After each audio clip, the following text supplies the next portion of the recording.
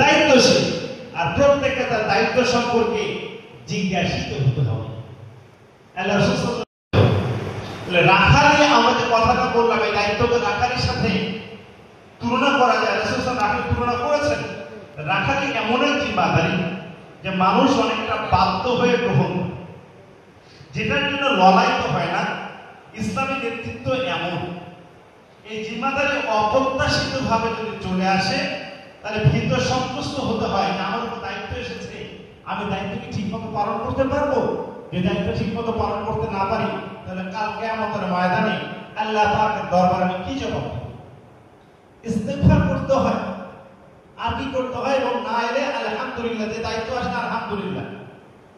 এই চর্চা না থাকার কারণে অনেক ক্ষেত্রে দেখা যায় দায়িত্ব বা পদের প্রতি আকাঙ্ক্ষা জন্মায়, এবং কাঙ্ক্ষিত পদ যদি সে না পায় তাহলে সে ফিতনার সৃষ্টি করে। নাউজুবিল্লাহ।